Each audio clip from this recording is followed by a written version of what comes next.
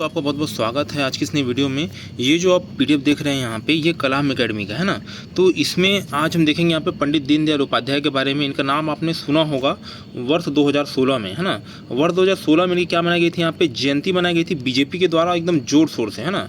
तो भारतीय जनता पार्टी के जो प्रधानमंत्री थे उस समय कौन थे, यहाँ पे नरेंद्र मोदी जी थे। और उन्होंने यहाँ पे पंडित दीनदयाल उपाध्याय की जयंती को मनाने के लिए यहाँ पे 1916 में, क्योंकि उनका जन्म हुआ था, तो 2016 में उनके जन्म शताब्दी वर्ष मनाया गया था, है ना। तो 2016 में बीजेपी द्वारा पंडित दीनदयाल उपाध्याय का जन्म शताब्दी वर्ष मनाया गया था, क्योंकि बीजेपी के बोलना चाहिए यहाँ पे जो आधारशिला रखी थी यहाँ पे, उसमें आधारशिला में जो प्रथम नाम आता है उसमें पंडित दीनदयाल उपाध्याय का ही आता है, ठीक है। और एक है पंडित श्यामा प्रसाद मुखर्जी जैसे हैं, तो वो भी, उनका भी नाम आता है, पर पंडित दीनदयाल उपाध्याय का नाम भी यहाँ पे प्रथम श्रेणी में आता है। तो इनका जन्म कब हुआ था, यहाँ पे 1916 में। अब तो जन्म तो याद रह गई अपने को। उसके अतिरिक्त इनकी मृत्यु कब हुई थी, यहाँ पे 1968 में, ठीक है। यहाँ पे 16 से 6 को पकड़ो यहाँ पे और 68 कर दो, ठीक है। यहाँ पे तो अपने ये अपना जन्म दिनांक उनका और डेथ का जो ईयर है वो अपने को याद हो गया, ठीक है। अब देखिए पंडित दीनदयाल उपाध्याय का जन्म कब हुआ था, मैंने बोला यहाँ पे 25 सितंबर 1916 को। कब हुआ था, 25 सितंबर 1916 को हुआ था। कहाँ, मथुरा जिला, मथुरा, है ना, नागल चंद्रभान में हुआ था। नगला चंद्रभान में हुआ था, ठीक है। उनके पिताजी रेलवे में, है ना, जलेसर स्टेशन रोड में सहायक स्टेशन मास्टर थे। क्या थे यहाँ पे, असिस्टेंट स्टेशन मास्टर थे, ठीक है भाई। यहाँ पे इनका मतलब परिवार मतलब अच्छा, मतलब आर्थिक रूप से मतलब ठीक था। दीनदयाल उपाध्याय का आरंभिक जीवन कहाँ, अपने नाना के घर में बीता, ठीक है भाई। यहाँ पे अपने नाना घर में रहते थे शुरू में, ठीक है। ये भी अपने समझ में आ गया। उसका देखते हैं यहाँ पे, थोड़ा सा बड़ा करता हूँ इसको। अब देखिए यहाँ पे 8वीं की परीक्षा उत्तीर्ण करने के बाद उपाध्याय जी ने कल्याण हाई स्कूल सीकर में 10वीं बोर्ड में प्रथम स्थान प्राप्त किया, मतलब मेधावी थे भी बचपन में, है ना। उसके बाद यहाँ पे इसको ऊपर पढ़ते हैं, उतना पढ़ाई उतना इंपॉर्टेंट नहीं है यहाँ पे ना। 1937 में पिलानी इंटरमीडिएट परीक्षा में पुनः बोर्ड में प्रथम स्थान प्राप्त किया, है ना। मतलब इंटरमीडिएट में प्रथम स्थान, यहाँ पे 10वीं में भी प्रथम स्थान, ठीक है। 1939 में कानपुर में सनातन धर्म कॉलेज में स्नातक, है ना। मतलब यहाँ पे 1939 में कानपुर के, है ना, क्योंकि मथुरा में पैदा हुए थे वो, है ना। तो कानपुर के सनातन धर्म कॉलेज में स्नातक यहाँ पे, और सेंट जॉन्स कॉलेज आगरा में स्नातक की उपाधि प्राप्त की, है ना। मतलब यहाँ पे परा स्नातक, है ना। यहाँ पे स्नातक हो गया यहाँ पे, और परा स्नातक की डिग्री उन्होंने प्राप्त की, ठीक है। यहाँ पे अपने समझ में उनकी शिक्षा दीक्षा के बारे में ऊपर समझ में अपने को आ गया है। अब देखिए उपाध्याय जी ने उच्च शिक्षा उत्तर प्रदेश में पूरी की। कहाँ पे, यूपी में यहाँ पे पूरी की। उच्च शिक्षा कहाँ पूरी की, उत्तर प्रदेश में पूरी की, ठीक है। अपने समझ में आ गया। 1937 में यहाँ पे राष्ट्रीय स्वयंसेवक संघ के क्या बने, यहाँ पे स्टार प्रचारक बने। यहाँ पे राष्ट्रीय स्वयं, वही बोलते हैं RSS, है ना। RSS वही हो जाएगा यहाँ पे, जो हाफ पैंट पहले खादी वाला पहनते थे, ऊपर में सफेद टी-शर्ट पहनते थे, और उसके अतिरिक्त यहाँ पे सर में टोपी लगाते थे और हाथ में लाठी पकड़ते थे। इनका मेन उद्देश्य यही था कि यहाँ पे हिंदू धर्मों के क्या करना, यहाँ पे प्रचार करना था।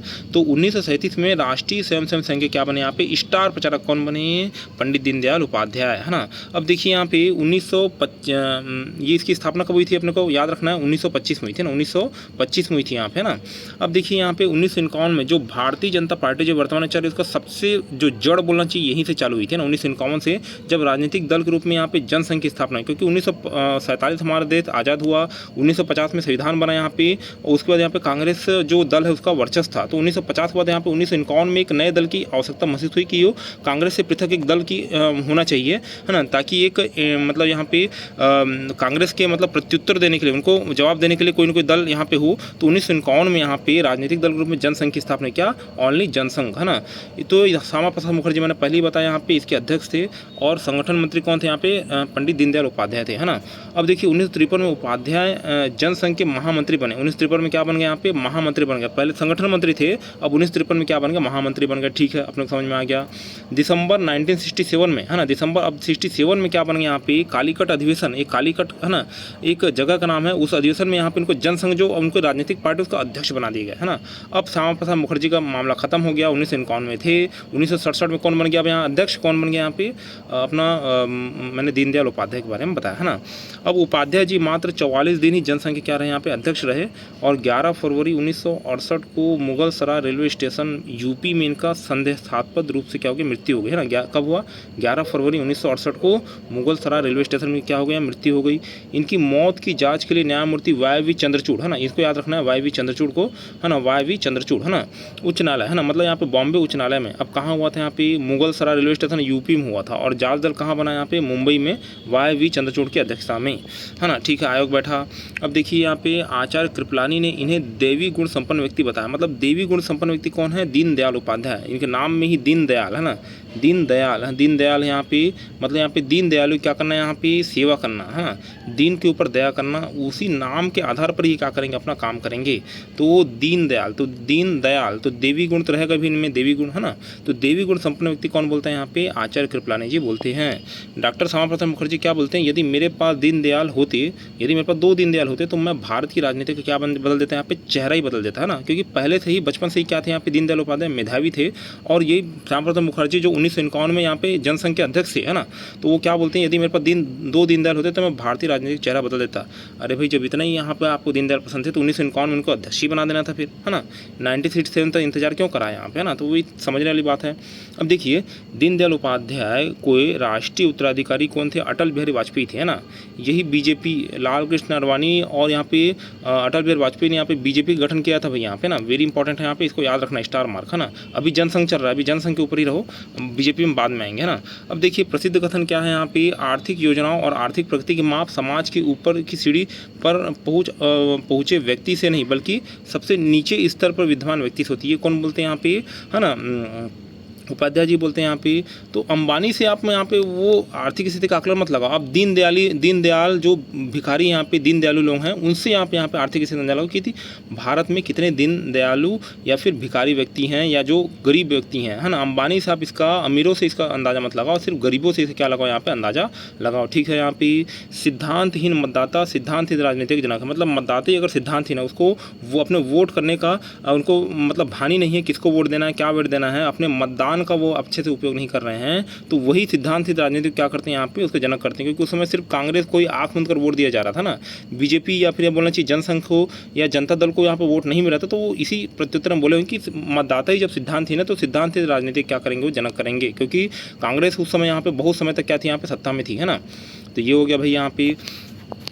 अब देखिए कृतियाँ, तो कौन कौन सी कृतियाँ लिखी यहाँ पे, सबसे पहले राष्ट्र धर्म लिखी यहाँ पे। राष्ट्र धर्म मतलब मासिक पत्रिका थी, है ना, मासिक पत्रिका राष्ट्र धर्म, महीने भर लिंबाओ क्या, राष्ट्र धर्म। उसका 5 जन मतलब यहाँ पे सप्ताह में 5 दिन, मतलब साप्ताहिक पत्रिका थी।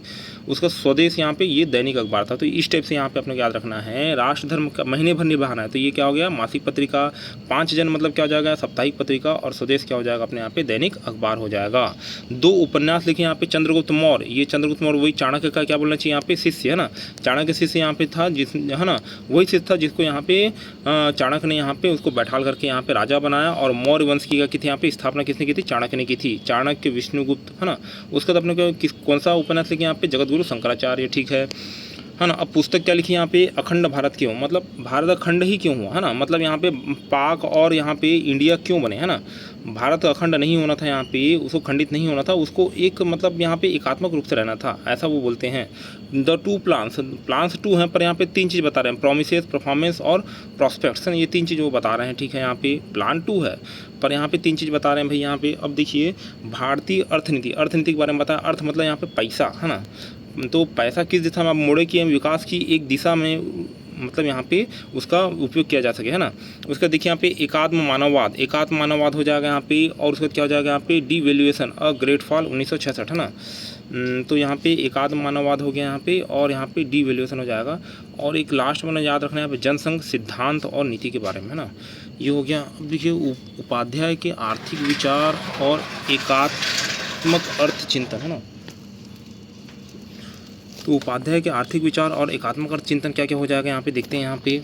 तो देखिए अर्थ चिंतन में मूलभूत रूप से 2 मान्यताएं उनकी थी यहाँ पे, ना।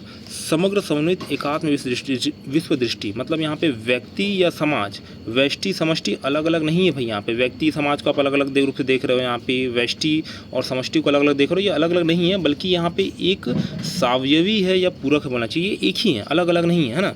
व्यक्ति एकात्मक है ना। व्यक्ति आधुनिक अर्थशास्त्र की मान्यता के अनुसार केवल आर्थिक मनुष्य नहीं है, यहाँ पे वो शरीर, मन, बुद्धि और आत्मा का समुच्चय, मतलब शरीर और आत्मा, देखो शरीर और आत्मा को पकड़ो यहाँ पे, और मन और बुद्धि के एक साथ पकड़ो, है ना। तो शरीर यहाँ पे क्या हो जाएगा, यहाँ पे शरीर, है ना। उसका क्या हो जाएगा, इसी में शरीर में आत्मा है, फिर यहाँ पे ऊपर में क्या हो जाएगा, दिमाग में यहाँ पे मन हो जाएगा यहाँ पे, और क्या हो जाएगा, बुद्धि हो जाएगा। तो यहाँ पे इन 2-4 चीज़ों क्या है, इंसान यहाँ पे समुच्चय है। वह सिर्फ आर्थिक मनुष्य नहीं है, पैसा कमाने वाला रोबोट नहीं है वो क्या है यहाँ पे, शरीर मन बुद्धि और आत्मा क्या है बोलना चाहिए, यहाँ पे समुच्चय है। ये हो गया यहाँ पे। अब देखिए यहाँ पे एकात्म और समन्वित विकास कैसे होगा भाई, एकात्म और समन्वित विकास कैसे होगा उपाध्याय जी के अनुसार। तो उपाध्याय जी की मान्यता थी कि पश्चिम प्रेरित अर्थशास्त्र, है ना, जो पश्चिम मतलब यहाँ पे अमेरिका, ब्रिटेन, यूरोप, ये लोग क्या देखते हैं यहाँ पे, अर्थ और काम, मतलब यहाँ पे पैसा को मान्यता देते हैं यहाँ पे, और काम वासना को मान्यता देते हैं, बस इनको और दूसरी चीज़ से कोई मतलब नहीं है। पर ये मतलब उपाध्याय जी क्या बोलते हैं, इसमें अधिकाधिक धन उत्पादन और अधिकाधिक उपभोग का एक चक्र चलता है। मतलब जितना ज़्यादा मतलब इंसान को क्या कर दो, यहाँ पे रोबोट बना दो, पैसा वहाँ पे निकालो, यहाँ पे पैसा कमाओ, और उसको क्या करो, यहाँ पे उपभोग करो, बस इसी में यहाँ पे क्या हो गई, यहाँ पे ज़िंदगी यहाँ पे चल रही है, इसी चक्कर में ज़िंदगी चल रही है, फिर पैसा कमाओ, फिर उपभोग, फिर पैसा, फिर उपभोग, है ना। तो यही ज़िंदगी चल रही है। तो कहीं ना कहीं यहाँ पे बोलना चाहिए, यहाँ पे उपाध्याय जी क्या बोलते हैं कि मतलब भारत में मत सिर्फ अर्थ और काम पर यहाँ पे प्रश्रय मत दो, यहाँ पे धर्म और मोक्ष भी जरूरी है ना, इसके ऊपर भी यहाँ पे ध्यान दो आप। इन सभी में संतुलन होना इंपॉर्टेंट है। ऐसा कौन बोलते हैं, उपाध्याय जी बोलते हैं। अर्थार्जन और उपभोग का धर्म की मर्यादा हो, मतलब यहाँ पे अर्थ और मतलब पैसा कमा रहे हो, उसका उपभोग भी करो, पर इसमें धर्म की मर्यादा में रहे, वो धर्म की मर्यादा में रहे। ऐसा नहीं कि आप किसी को है ना मार करके या फिर सामाजिक रूप से आप उपद्रव फैला करके यहाँ पे पैसा कमा रहे हो, तो वो चीज़ सही नहीं, वो सब धर्म की मर्यादा में रहे। धर्म और अर्थ, है ना, सदाचार और समृद्धि साथ साथ चलनी चाहिए, है ना। धर्म अर्थ काम और मोक्ष, ना मतलब यहाँ पे धर्म और अर्थ, मतलब यहाँ पे धर्म और पैसा, सदाचार और समृद्धि साथ साथ चलनी चाहिए। ठीक है भाई। यहाँ पे अर्थव्यवस्था ऐसा हो कि प्रत्येक व्यक्ति को रोटी, कपड़ा, मकान, शिक्षा, स्वास्थ्य मिले, मतलब रोटी, कपड़ा, मकान, रोटी, कपड़ा और क्या बोला यहाँ पे, मकान, सब चीज़ यहाँ पे मिले, है ना। ठीक है भाई। यहाँ पे क्योंकि खुद के नाम में ही दीन दयालु है, तो दीन दयालु के बारे में तो सोचेंगे ही, है ना। अब देखिए यहाँ पे, है ना, तो यहाँ पे अर्थनीति, उनकी अर्थनीति कैसी थी, यहाँ पे अर्थनीति के विभिन्न आयाम क्या क्या थे उसको देखते हैं। सबको काम मिले, मतलब यहाँ पे सबको काम मिले, रोजगार मिले, प्रत्येक को वोट, जहाँ राजनीतिक लोकतंत्र की स्थापना करना, वहीं प्रत्येक हाथ को काम और रोजगार मिले, यही आर्थिक लोकतंत्र। मतलब प्रत्येक हाथ, मतलब समाज का नीचे से नीचे तबका को भी क्या मिले, यहाँ पे काम मिले, रोजगार मिले, इसके बारे में वो क्या करते थे, बात करते थे। उत्पादन कैसा हो, यहाँ पे उत्पादन धारणीय विकास हो। धारणीय विकास मतलब क्या हो जाएगा, सस्टेनेबल डेवलपमेंट, है ना। और पर्यावरणीय पोषक तकनीकों को अपनाया जाए, मतलब आप मान लीजिए आप फैक्ट्री बना लिए हैं, फैक्ट्री से पूरा धुआं हो रहा है, पूरा आप यहाँ पे पानी को क्या करो, यहाँ पे नदियों में प्रवाहित करो, तो कहीं ना कहीं ये सस्टेनेबल डेवलपमेंट नहीं है। ये आगे आने वाली पीढ़ी के लिए हम क्या करें, यहाँ पे विकास नहीं कर रहे हैं। विकास ऐसा हो कि यहाँ पे आप प्रदूषण न करें, प्राकृतिक चीज़ों को संरक्षण करें, और उसके साथ साथ क्या करें, यहाँ पे विकास करें, है ना। कृषि क्या हो जाएगा, यहाँ पे कृषि मानसून के जुए से निकलने के लिए सिंचाई तंत्र विकसित करने की आवश्यकता है। देखिए जो कृषि यहाँ पे, ये भारत की कृषि मानसून पर निर्भर है। यदि पानी गिरा तो ठीक है, यदि सूखा आ गया, बाढ़ आ गया, तो वहाँ पे कृषि मतलब होना चाहिए यहाँ पे, मतलब किसान जुए के रूप में लॉस में चला जाता है। तो मतलब हमको मानसून पर निर्भर नहीं रहना, अपने सिंचाई तंत्र क्या करना है, यहाँ पे विकसित करना है ना। छोटी छोटी सिंचाई योजनाएं चलानी चाहिए, ऐसा यहाँ पे कौन बोल रहे हैं, भाई यहाँ पे अपने उपाध्याय जी बोल रहे हैं ना। उद्योग, बड़े और पूंजी प्रधान उद्योगों के स्थान पर श्रम प्रधान छोटे उद्योग हो, मतलब यहाँ अंबानी के बड़े बड़े उद्योग ना हो, जाम गाँव का रिफाइनरी हो, ये सब हो, तो अंबानी के बड़े बड़े उपयोग ना हो, यहाँ पे छोटे छोटे श्रम प्रधान उद्योग होने चाहिए, ताकि सभी को रोजगार मिले, है ना। अब देखिए यहाँ पे अंबानी ने जो उद्योग लगाया वहाँ पर रोबोट काम कर रहा है, रोबोट, है ना। तो यहाँ पे मतलब कहीं ना कहीं यहाँ पे रोजगार यहाँ पे नहीं मिल पा रहा है ना। तो रोजगार के लिए यहाँ पे छोटे छोटे श्रम प्रधान उद्योग होने चाहिए। अपरमात्रिक उद्योग क्या हो जाएगा यहाँ पे, यह उपाध्याय जी की मौलिक संकल्पना है। इसका तात्पर्य है कि स्वावलंबन से कुछ अधिक उत्पादन, ताकि शेष की निर्यात कर आवश्यकता पूर्ति की जा सके। मतलब यहाँ पे अपरमात्रिक उद्योग नीति मतलब क्या हो जाएगा, इतना ही उत्पादन करो कि आपको पूर्ति हो जाए, है ना, आपकी पूर्ति हो जाए, और थोड़ा बहुत एक्स्ट्रा हो तो आप उसको निर्यात करके अपना जो भी यहाँ पे जो जरूरी चीज़ है उसका आयात कर सको आप, ये ऐसा बोल रहे हैं। मजदूर, है ना, तो उद्योग और कंपनियों में पूंजीपति और शेयर होल्डर्स के अलावा मजदूरों और कामगारों को भी लाभ और प्रबंधन में भागीदारी दिया जा सके। ऐसा नहीं कि पूरा पैसा आप किसको दे दिए, यहाँ पे अंबानी को दे दिए हैं। तो अंबानी के जो छोटे छोटे कर्मचारी हैं उसमें भी प्रॉफिट को उसको क्या हो, यहाँ पे मुनाफा हो, है ना। जो छोटे छोटे कर्मचारी लोग हैं उनको भी मुनाफा होना चाहिए भाई। ऐसा नहीं कि आप पूरा मतलब पैसा और जो पूरा प्रॉफिट अंबानी लूट के ले गया, ऐसा नहीं होना चाहिए। ठीक है। अब देखिए अर्थायाम है ना, अर्थायाम मतलब क्या हो जाएगा, यह भी उपाध्याय जी की क्या बोलना चाहिए यहाँ पे मौलिक संकल्पना है। मौलिक संकल्पना क्या है, देखिए यहाँ पे न तो धर्म का अभाव, मतलब यहाँ पे है ना अर्थ और काम के साथ यहाँ पे धर्म को भी उन्होंने जोड़ा है, मोक्ष को भी जोड़ा है। तो धर्म का अभाव नहीं होना चाहिए ना, क्योंकि अगर धर्म का अभाव हो जाएगा, व्यक्ति मतलब यहाँ पे अर्थ पैसा कमा रहा है और उसका क्या कर रहा है, मात्र उपभोग कर रहा है ना, उपभोग कर रहा है यहाँ पे, फिर पैसा, फिर उपभोग करने के बाद फिर पैसा कमा रहा है, फिर उपभोग कर रहा है, फिर पैसा कमा रहा है, फिर उपभोग कर रहा है, तो ये चक्र चल रहा है। तो कहीं ना कहीं यहाँ पे कुंठा, निराशा और आक्रोश यहाँ पे मनुष्य के अंतर्मन में पैदा हो जाता है। तो इससे बचने के क्या करते हैं यहाँ पे, चोरी, डकैती, ठगी, अपराध करता है कहीं ना कहीं यहाँ पे, है ना। तो उसके मन में यहाँ पे गलत विचार आते हैं, पैसे किस अधिक, है ना, मतलब यहाँ पे चोरी से या फिर असामाजिक तत्वों के माध्यम से क्या किया जाए, यहाँ पे पैसे कमाए जाए और अधिक से अधिक यहाँ पे भौतिक संसाधन के साधन क्या किए जाए, यहाँ पे उपभोग में लाया जाए। तो इसलिए क्या करता है यहाँ पे, वो क्या करता है, मतलब यहाँ पे चोरी डकैती करना चालू कर देता है। तो है ना, ऐसा नहीं करना चाहिए, है ना। और न ही अर्थ का प्रभाव, मतलब यहाँ पे व्यक्ति के जीवन में अर्थ है, यहाँ पे पैसे का प्रभाव भी नहीं होना चाहिए। यहाँ पे व्यक्ति भोग विलासी और पैसा कमाने की मशीन या रोबोट ही ना बन जाए भाई यहाँ पे ना। तो इतना ही पैसा कमाए जितना उसके लिए आवश्यक हो, और यदि एक्स्ट्रा पैसा होता भी तो उसको यहाँ पे गरीब दीन दयालु क्या कर देना चाहिए, यहाँ पे उसका संरक्षण करना चाहिए, उसके लिए रोटी कपड़ा मकान की व्यवस्था करनी चाहिए, है ना। अंत्योदय मतलब यहाँ पे गरीब से भी अति गरीब, गरीब से भी क्या हो जाएगा यहाँ पे अति गरीब, है ना, गरीब से भी अति गरीब मतलब बिलो पॉवर्टी लेवल, बीपीएल, है ना, गरीब से भी अति गरीब क्या हो यहाँ पे कल्याण हो, उसके बारे में सोचते थे।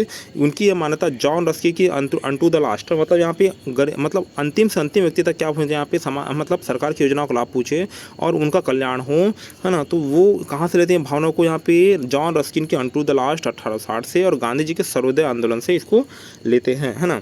और गांधी जी के ट्रस्टी सिद्धांत भी इसके ले सकते हैं। ट्रस्टी सिद्धांत मतलब क्या हो जाएगा कि अमीर अपने पैसे को क्या करे यहाँ पे, छोटे छोटे यहाँ पे जो गरीब हैं उनको क्या करे यहाँ पे दान करे। और यहाँ पे जो अपना भूदान आंदोलन है, भूदान आंदोलन है यहाँ पे, है ना, विनोबा भावे का साथ है कि भूदान आंदोलन, इसमें क्या किया जाता है यहाँ पे जो रसूदारों पर बहुत सारी यहाँ पे खेत है, भूमि है, उसको क्या करो यहाँ पे छोटे यहाँ पे किसानों को दो, ताकि वो क्या कर सके यहाँ पे अपना, है ना, कृषि या व्यापार कर सके, है ना। तो यहाँ पे पूंजीवादी और साम्यवादिक नारा क्या था यहाँ पे, कमाने वाला खाएगा, जो कमा रहा है वही खाएगा। पर यहाँ पे उपाध्याय जी इसके जस्ट उलट बोलते थे, कमाने वाला खिलाएगा भाई यहाँ पे, ऐसा नहीं कि वो पूरा पैसा खुद ही हड़प लिया है यहाँ पे। यदि अंबानी ज़्यादा पैसा कमा रहा है तो वो क्या करे यहाँ पे जो अति गरीब या पिछड़े वर्ग है उनको क्या करें यहाँ पे उनके भोजन रहने और खाने पीने क्या करें यहाँ पे व्यवस्था करे, है ना। जैसे अभी यहाँ पे फ्री में क्या मिल रहा है, यहाँ पे छत्तीसगढ़ में चावल मिल रहा है, तो फ्री में छत्तीसगढ़ में चावल मिल रहा है, मतलब यहाँ पे सरकार कहीं ना कहीं यहाँ पे लोगों को जो जन्मा है वो तो खाएगा ही खाएगा। तो वही उसी फॉर्मेट के ऊपर क्या चल रही है यहाँ पे मोदी गवर्नमेंट चल रही है ना, जो जन्मा है वो खाएगा, उसको आप भूखा नहीं मार सकते, है ना। और जो कमाएगा वो क्या करेगा यहाँ पे खिलाएगा। जैसे पहले यहाँ पे पिताजी कमाते तो बच्चे को खिलाते हैं, और फिर बच्चे बड़े हो जाते हैं तो जब माँ बाप बूढ़े हो जाते हैं तो उनको खिलाते हैं। तो वो कमाने वाला ही क्या करेगा यहाँ पे, जो कमाएगा वो खिलाएगा, ठीक है। इस प्रकार कमाने वाले बूढ़े, बच्चे, गरीब, रोगी, है ना, मतलब दीन दयालु जो हैं यहाँ पे, उनकी पोषण चिंता कौन करते हैं यहाँ पे, उपाध्याय जी करते हैं। और अंत्योदय यानी अंतिम व्यक्ति तक मूलभूत आवश्यकता की पूर्ति करना उनका क्या अर्थ है यहाँ पे, परम लक्ष्य था, है ना। कार्य की मूल प्रेरणा क्या है यहाँ पे, अनियंत्रित प्रतियोगिता तथा लाभ न हो बल्कि कर्तव्य सुख हो ना। अनियंत्रित प्रतियोगिता मतलब यहाँ पे प्रतियोगिता मतलब ऐसा नहीं हो कि आप यहाँ पे भेड़ चाल चल रहे हो, यहाँ पे भेड़ चाल में आप बिजी हो गए हो, ज़्यादा पैसा कमाने के लिए आप प्रतियोगिता के माहौल में आप डूब गए हो, और लाभ कमाने के लिए आप कुछ भी कर रहे हो और आपको सुख नहीं मिल पा रहा है ना। तो कार्य की मूल प्रेरणा क्या है यहाँ पे भाई, यहाँ पे आप प्रतियोगिता के बंधन में ना बंधे, यहाँ पे आपका मूल उद्देश्य लाभ कमाना हो आप, बल्कि यहाँ पे कर्तव्य से क्या करें, यहाँ पे सुख को प्राप्त करें, ऐसा होना चाहिए आपका मतलब कार्य की मूल प्रेरणा, है ना। अब देखिए निष्कर्ष क्या निकलते हैं यहाँ पे, उपाध्याय जी एक ऐसे कल्याणकारी और प्रजातांत्रिक समाजवाद चाहते थे, है ना, कल्याणकारी भी हो प्रजातांत्रिक भी हो, जिसमें उपभोक्तावाद, अंध प्रतियोगिता, संघर्ष की बजाय मतलब रोबोटिक जिंदगी जीने के बजाय आप क्या करें यहाँ पे सहयोग, संपोषित धारणी विकास और समान वितरण और संयमित उपयोग के ऊपर क्या देते थे, यहाँ पे बल देते थे, है ना। मतलब आप रोबोटिक जिंदगी ना, जो आप प्रतियोगिता में संघर्ष में जीवन व्यतीत ना करो, आप क्या आपके जीवन में क्या रहे यहाँ पे सहयोग रहे, संपोषित रहे, मतलब और धारणी विकास रहे, यहाँ पे सामाजिक समान वितरण रहे और यहाँ पे संयमित उपभोग रहे। मतलब यहाँ पे आपकी क्या होनी चाहिए, प्रतिस्पर्धा हो पर यहाँ पे संघर्षी प्रतिस्पर्धा ना हो, यहाँ पे एक मतलब बोलना चाहिए यहाँ पे एक मतलब पॉजिटिव प्रतिस्पर्धा होनी चाहिए। इसके पक्षधर कौन थे, यहाँ पे उपाध्याय जी थे, है ना। अब देखिए उपाध्याय का राजनीतिक चिंतन कैसा था यहाँ पे, अखंड और एकात्म भारत, मतलब क्या होना चाहिए यहाँ पे, है ना, भारत यहाँ पे अखंड होना चाहिए, भारत पाक डिवाइडेशन के क्या थे यहाँ पे विरोधी थे, है ना, और एकात्म भारत होना चाहिए। मतलब यहाँ पे एकात्म मतलब क्या हो जाएगा, यहाँ पे संघात्मक व्यवस्था के विरोधी विपरीत है। संघात्मक मतलब व्यवस्था क्या होता है कि मतलब केंद्र में कौन बैठेगा, राष्ट्रपति बैठेगा यहाँ पे, और राज्यों में क्या बैठेगा, यहाँ पे राज्यपाल बैठेगा। तो इस संघ व्यवस्था होनी नहीं चाहिए। इससे कहीं ना कहीं यहाँ पे दोहराव की भावना आती है कि यहाँ पे केंद्र का शासन अलग चल रहा है, राज्य का शासन अलग चल रहा है, तो ये नहीं चला। वो बोलते थे कि केंद्र राज्य एक हो, है ना। इन्होंने क्या बोला था यहाँ पे, संघात्मक व्यवस्था को जो संविधान उसकी सबसे बड़ी भूल बताते हैं कि मतलब संघात्मक व्यवस्था होनी नहीं चाहिए, वहाँ पे एकात्मक व्यवस्था होनी चाहिए थी, है ना। अब देखिए यहाँ पे उपाध्याय द्विराष्ट्र की कटु आलोचक थे। वे अखंड भारत और राष्ट्रीय एकात्मक के प्रबल समर्थक। अखंड भारत मतलब क्या, भारत पाक अलग होने नहीं चाहिए थे, और यहाँ पे भारत में संविधान में संघात्मक व्यवस्था होनी नहीं चाहिए थी, वहाँ पे क्या होनी चाहिए थी, एकात्मक व्यवस्था होनी चाहिए थी। अखंड भारत मतलब क्या हो जाएगा यहाँ पे, केवल भौगोलिक एकता नहीं बल्कि अनेकता में एकता। यही यहाँ पे भारत का परिचायक होना चाहिए यहाँ पे कि अनेकता में एकता रहे, है ना। अखंड भारत की स्थापना का मार्ग युद्ध नहीं होना चाहिए। मतलब यहाँ पे आप युद्ध से अखंड भारत का स्थापना ना करो। युद्ध से भौगोलिक एकता हो सकती है यहाँ पे, किंतु राज्य बन सकता है, किंतु राष्ट्र नहीं बन सकता, है ना। वह राष्ट्र को क्या मानते थे यहाँ पे, राष्ट्र यहाँ पे इसको साध्य मानते थे, और साधन से क्या होता है यहाँ पे, राज्य, है ना। मतलब राज्य के माध्यम से आप क्या करो, यहाँ पे राष्ट्र को तक जाना चाहिए। यहाँ पे राष्ट्र जरूरी है, यहाँ पे एक मिनट, क्या जरूरी है यहाँ पे, राष्ट्र जरूरी है। राष्ट्र मतलब क्या होता है, इसमें आपसी मेल जोल भाईचारा रहता है, जबकि राज्य में क्या रहता है, राज्य में तो आप क्या कर रहे हो यहाँ पे, अपनी भौगोलिक सीमा की रक्षा कर रहे हो, युद्ध कर रहे हो, और इसे क्या कर रहे हो यहाँ पे, डिसाइड कर रहे हो, है ना। तो यहाँ पे राज्य से क्या हो जाएगा, आपकी भौगोलिक सीमा डिसाइड होगी, पर राष्ट्र क्या है यहाँ पे, राष्ट्र से भौगोलिक सीमा के साथ साथ यहाँ पे आपसी भाईचारा, स्नेह और यहाँ पे परस्पर सहयोग की भावना क्या होती है, राष्ट्र में ही पनपती है। इसलिए राष्ट्र को ज़्यादा प्रसर देते थे एज कम्पेयर टू राज्य, है ना। और यही अपना क्या लक्ष्य है, साध्य है, और उसका साधन क्या है यहाँ पे, राष्ट्र तक पहुँचने क्या है, राज्य है, ठीक है। अब देखते हैं यहाँ पे सांस्कृतिक राष्ट्रवाद। सांस्कृतिक राष्ट्रवाद मतलब क्या हो जाएगा, उपाध्याय जी स्वामी विवेकानंद की तरह सांस्कृतिक राष्ट्रवाद के समर्थक थे, है ना। सांस्कृतिक राष्ट्र का तात्पर्य है कि एकात्म राज्य, है ना। देखिए इसमें भी राष्ट्र शब्द आ रहा है, राष्ट्र शब्द आ रहा है, ठीक है। यहाँ पे इस एकात्मक राज्य का तात्पर्य है कि सभी संस्कृतियों, मतों, पहचान का अस्तित्व स्वतंत्र रूप से बना रहे, है ना। मतलब यहाँ पे जो भी संस्कृतियाँ हैं, मत हैं, पहचान हैं, उनका अस्तित्व बना रहना चाहिए। यहाँ पे संस्कृति बनी रहनी चाहिए, है ना। हमारी मतलब इतना इतिहास इतना उज्ज्वल है, यहाँ पे वेद है, पुराण है, कला है, संस्कृति, साहित्य है और दर्शन इतने सारे हैं कि उनके प्रति हमारे मन में सम्मान की भावना होनी चाहिए। हमारे रामायण महाभारत के लिए सम्मान की भावना होनी चाहिए, और अपने को पाश्चात्य संस्कृति की ओर, है ना, नजर गड़ाकर नहीं दिखनी चाहिए, है ना। अपने को पाश्चात्य का आलिंगन नहीं करना चाहिए। हमारी संस्कृति इतनी अच्छी है कि उसके माध्यम से हम क्या कर सकते हैं, यहाँ पे अपनी तरक्की या फिर अपने क्या कर सकते हैं, यहाँ पे अपने विकास को गढ़ सकते हैं। ऐसा कौन बोलते हैं, है ना, दीनदयाल उपाध्याय जी। यहाँ पे भारत पाक महासंघ, ये महासंघ की बात करते थे, है ना। इसी एकात्म राज्य से प्रभावित हो उपाध्याय जी राम मनोहर लोहिया ने 60 के दशक में एक संयुक्त विचार वक्तव्य दिया कि भारत पाक महासंघ बने। यहाँ पे कि एक महासंघ, ठीक है, भारत अलग हो गया किससे, यहाँ पे पाकिस्तान से, पाकिस्तान अलग हो गया, पर यहाँ पे इनको दोनों को जोड़ के एक भारत पाक महासंघ बना लिए। दोनों अलग अलग शासन करे पर एक महासंघ के अंदर में, है ना। तो ये भारत पाक महासंघ बनाने की यहाँ पे वकालत करते थे। और उसके अतिरिक्त यहाँ पे पंचायतों को भी यहाँ बोलते थे कि विकेंद्रीकृत लोकतंत्र, मतलब यहाँ पे सिर्फ केंद्र में ही, मतलब यहाँ पे लोकतंत्र न रहे, ये सिर्फ गाँव इस तरफ जाना चाहिए, मतलब पंचायती राज, है ना। पंचायती राज के कौन यहाँ पे समर्थक थे, कौन पंचायती राज के समर्थक कौन थे, यहाँ पे अपने उपाध्याय जी थे। अब देखिए संघात्मक व्यवस्था मतलब क्या हो जाएगा, यहाँ पे उपाध्याय भारतीय संविधान में वर्णित संघात्मक व्यवस्था मतलब भारतीय राजनीति की मौलिक भूल मानते थे। मतलब मैं पहले बता चुका, यहाँ पे संघात्मक व्यवस्था नहीं, इसके जगह क्या हो, एकात्मक व्यवस्था हो, है ना। एकात्मक व्यवस्था होनी चाहिए, है ना। अब देखिए यहाँ पे सांस्कृतिक राष्ट्रवाद मतलब क्या हो जाएगा, यहाँ पे सांस्कृतिक राष्ट्रवाद कैसे होगा आएगा, यहाँ पे सांस्कृतिक राष्ट्रवाद कैसे आएगा, राष्ट्र में निम्नलिखित तत्वों की आवश्यकता होनी चाहिए। यहाँ पे भूमि, जनता, पहले तो भूमि हो और जनता हो। जैसे यहाँ पे भारत की क्या है, यहाँ पे एक भूमि है, भारत की क्या है, यहाँ पे भूमि है जिसमें क्या रह रहे हैं, यहाँ पे लोग रह रहे हैं, भूमि, जनता, सामूहिक। अब यहाँ पे समूह में मिलेंगे, यहाँ पे तो सामूहिक इच्छा और सभी की भावना, है ना। उसका क्या हो जाएगा यहाँ पे, अब इनके जो सामूहिक इच्छा हो गई, यहाँ पे इच्छा के बाद क्या हो जाएगा अपने यहाँ पे सिद्धांत, है ना। अब इनके यहाँ पे सिद्धांत रहना चाहिए, यहाँ पे सिद्धांत रहना चाहिए, जो यहाँ पे सिद्धांत क्या होना चाहिए, यहाँ पे जो धर्म के रूप में क्या हो, यहाँ पे विद्यमान हो, और एक लास्ट क्या हो जाएगा, जीवन का आदर्श, है ना। अब देखिए राष्ट्र और राज्य में अंतर, मैं पहले ही बताया, यहाँ पे राष्ट्र यहाँ पे राष्ट्र यहाँ पे दीनदयाल उपाध्याय के लिए यहाँ पे ज़्यादा इंपॉर्टेंट था एज़ कम्पेयर टू राज्य, है ना। तो ये हो गया भाई अपना यहाँ पे। तो उपाध्याय राष्ट्र राज्य वाली पश्चिमी अवधारणा के विरोधी थे। राष्ट्र राज्य अवधारणाएं चलनी ही नहीं चाहिए। वे भू सांस्कृतिक राष्ट्रवाद के क्या थे, समर्थक थे। मतलब भू सांस्कृतिक राष्ट्रवाद के क्या थे, समर्थक थे। उनके अनुसार यहाँ पे देखिए सांस्कृतिक राष्ट्रवाद कहाँ से लिए थे, मैंने बोला यहाँ पे विवेकानंद जी से लिए थे उन्होंने, है ना। तो इसके समर्थक थे वो, है ना। अब देखिए उसके अनुसार यहाँ पे राज्य केवल भौगोलिक सीमाओं को व्यक्त करता है। मतलब यहाँ पे देखिए भारत का नक्शा ऐसे बन गया यहाँ पे, है ना। ये भारत का नक्शा ऐसे बन गया यहाँ पे है ना। जबकि राष्ट्र यहाँ पे सांस्कृतिक संकल्पना है भाई, यहाँ पे इसमें संस्कृति जुड़ जाती है, अपनी आचार विचार जुड़ जाते हैं, तो वो राज्य की तुलना में राष्ट्र को ज़्यादा प्रचलित देते हैं। राज्य इंपॉर्टेंट नहीं है, राष्ट्र इंपॉर्टेंट है, क्योंकि इसमें क्या आती है, संस्कृति आती है ना। देखिए राष्ट्र में भी आधा स है और संस्कृति में भी आधा स है, ऐसा याद रखो।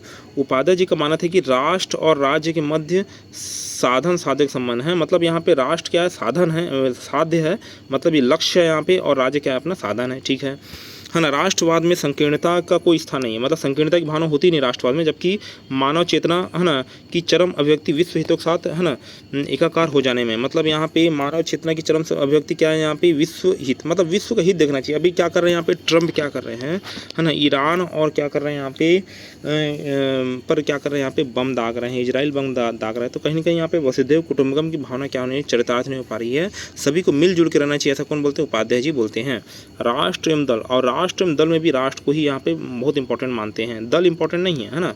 उनके अनुसार राष्ट्र सदैव दल से प्राथमिक होना चाहिए, मैंने पहले ही बताया, तथा राष्ट्र और दल के बीच टकराव में सदैव राष्ट्र को प्राथमिकता देनी चाहिए, है ना। राष्ट्र और दल में किसके बीच यहाँ पे सदैव राष्ट्र को प्राथमिकता देनी चाहिए, किसको, राष्ट्र को ही आप प्राथमिकता दो, दल को प्राथमिकता मत दो, है ना। अब देखिए भारतीय जनता पार्टी बीजेपी अस्तित्व में कैसे है, इसको देखते हैं। सबसे पहले राष्ट्रीय स्वयंसेवक संघ बनेगा 1925 में, है ना।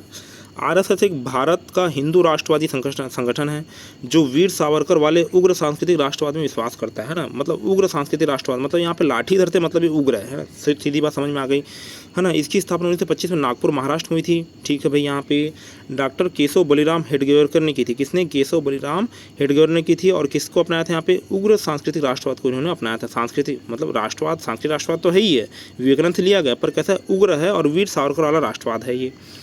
इसके स्थापना 1925 मैंने बताया नागपुर महाराष्ट्र में हुई थी, डॉक्टर केशव बलिराम हेडगेवरकर ने की थी। इसका प्रारंभिक उद्देश्य क्या था, यहाँ पे हिंदू अनुशासन के माध्यम से युवाओं में उच्च चारित्रिक प्रशिक्षण उनको देना, है ना, और हिंदू समुदाय को क्या करना, यहाँ पे एकजुट करना, ताकि यहाँ पे मुस्लिम और ईसाई के विरुद्ध क्या करते हिंदू लड़ सकें, यहाँ पे उनका विरोध कर सके, और यहाँ पे हिंदू मतलब यहाँ पे युवाओं में क्या करना है, यहाँ पे हिंदू के प्रति क्या करना है, यहाँ पे हिंदू धर्म के प्रति क्या करना है, यहाँ पे उन्हें विश्वास जगाना, और हिंदू धर्म के जो प्राचीन आध्यात्म है उनके प्रति क्या करना, उनको यहाँ पे सचेत करना, है ना। यह बहुसंख्यक हिंदू समुदाय को मजबूत बनाने के लिए हिंदुत्व की विचारधारा का प्रसार करने वाला दबाव समूह था। एक प्रकार क्या था यहाँ पे, प्रेशर ग्रुप था, क्या था यहाँ पे, प्रेशर ग्रुप था, ठीक है। यह पहले भारतीय जनसंघ और वर्तमान में भारतीय जनता पार्टी का पक्ष पोषण करता है। मतलब यहाँ पे 1951 में क्या बना, यहाँ पे भारतीय जनसंघ बना, अभी पढ़ेंगे अपन यहाँ पे। उसके बाद भारतीय जनता पार्टी बनी 1980 के आसपास में, है ना, लाल कृष्ण आडवाणी और अटल बिहारी वाजपेयी द्वारा। तो कहीं ना कहीं बोलना चाहिए यहाँ पे अघोषित पैतृक संगठन कौन है इनका, सबसे पहला यहाँ पे आरएसएस, मतलब क्या हो जाएगा अपने यहाँ पे अपना राष्ट्रीय स्वयंसेवक संघ, है ना, ठीक है। उसके बाद यहाँ पे राष्ट्रीय स्वयंसेवक संघ के तो चल ही रहा है, यहाँ पे उसी के मतलब आधार पर यहाँ पे भारतीय जनसंघ बना 1951, इसको पढ़ चुके हैं अपन ने। यहाँ पे दीपक इसका चुनाव चिन्ह था, इसका क्या था यहाँ पे, दीपक चुनाव चिन्ह था, है ना। अब उसका देखिए इसके जो नेतृत्व कौन थे यहाँ पे, श्यामा प्रसाद मुखर्जी थे, और संगठन मंत्री कौन थे यहाँ पे, उनके दीनदयाल उपाध्याय थे, है ना। उसके बाद यहाँ पे उनके बाद उनको 1953 में महामंत्री बना दिया गया था, अपन ने पढ़ा था आगे, ठीक है, पहले पढ़ चुके हैं। इंदिरा गांधी के 1975 में आपातकाल से उपजी राजनीतिक परिस्थितियों के कारण जनसंघ के स्थान पर यहाँ पे जनसंघ को जनता पार्टी में विलय कर दिया गया, है ना। 1975 में आपातकाल आया तो 1970 में जनसंघ को जनता पार्टी में विलय कर दिया। मतलब अब क्या कर रही है यहाँ पे, जनता पार्टी चल रही है। जनता पार्टी कब अस्तित्व में यहाँ पे 1977 में। अब भारतीय जनता पार्टी कैसे बनी भाई यहाँ पे, है ना। अब देखिए दोहरी सदस्यता, है ना, मतलब दोहरी सदस्यता मतलब यहाँ पे जनता पार्टी और आरएसएस के मुद्दे पर विवाद की वजह से पूर्व भारतीय जनसंघ के नेता जनता पार्टी से अलग होगा, है ना। मतलब दोहरी सदस्य, एक तो जनता पार्टी का सदस्य बनो फिर आरएसएस सदस्य बनो, मतलब दोहरी सदस्य लेनी पड़ रही है कि मुद्दे पर विवाद की वजह से पूर्व भारतीय जनसंघ के जो नेता थे यहाँ पे, जो जनसंघ चल रही थी यहाँ पे, उनके नेता क्या बोले कि पार्टी से अलग हो गए, और इन नेताओं ने 1980 के दशक में भारतीय जनता पार्टी की स्थापना की। आरएसएस पृष्ठभूमि वाले नेता अटल बिहारी वाजपेयी और लाल कृष्ण आडवाणी जो पहले जनसंघ में थे, वे अब भारतीय जनता पार्टी क्या बने, यहाँ पे मुख्य नेतृत्वकर्ता बन गए, है ना। मतलब यहाँ पे जनता पार्टी आरएसएस यहाँ पे अलग अलग यहाँ पे वो लेना पड़ता, दोहरी सदस्यता लेनी पड़ती थी। तो ये दोहरी सदस्यता नहीं चाहिए, सीधा एक पार्टी बनाओ भारतीय जनता पार्टी, और इसी के अंतर्गत क्या हो जाएगा अपने यहाँ पे जनता पार्टी भी आ जाएगा यहाँ पे, और आरएसएस भी आ जाएगा, है ना। मतलब इसी के अंतर्गत यहाँ पे एक मतलब छाव के नीचे, एक छत्र के नीचे यहाँ क्या हो जाएगा, है ना। मतलब यहाँ पे जनता पार्टी भी आ जाएगी और आरएसएस भी आ जाएगा, मतलब दोहरी सदस्यता नहीं लेनी पड़ेगी, अब एकल सदस्यता में काम हो जाएगा अपना। ऐसे करके उन्होंने इसको पार्टी की स्थापना की, भारतीय जनता पार्टी, और अभी वर्तमान तक ये पार्टी चल रही है ना। अब एकात्म मानववाद का सिद्धांत किन्होंने दिया था? उपाध्याय जी ने दिया था। मतलब यहाँ पे उसके चिंतन का मुख्य आधार क्या है? एकात्म मानववाद, है ना। यह मानव जीवन के संपूर्ण सृष्टि के अटूट और पूर्व संबंधों की व्याख्या करता है। इस दर्शन की व्याख्या सर्वप्रथम 1965 में किसने की थी? यहाँ पे मतलब विजयवाड़ा का अधिवेशन हुआ था। इसी के तहत यहाँ पे अपना उपाध्याय जी को नहीं, विजयवाड़ा नहीं, है ना, हाँ, विजयवाड़ा अधिवेशन में क्या किया गया था? यहाँ पे बोलना चाहिए यहाँ पे एकात्म मानववाद की यहाँ पे जो विचारधारा अस्तित्व में आई थी। कब? 1965 में, है ना।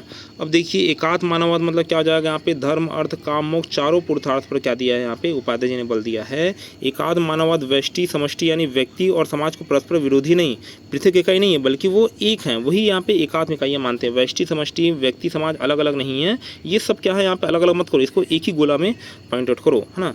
यह व्यक्तिवाद पर नहीं बल्कि समुदायवाद पर बल देते थे, है ना। व्यक्ति को नहीं, व्यक्ति मात्र को नहीं, यहाँ पे समुदाय मतलब समाज के ऊपर ज़्यादा बल देते थे। व्यक्ति समाज अलग अलग नहीं है बल्कि समुदाय है ना।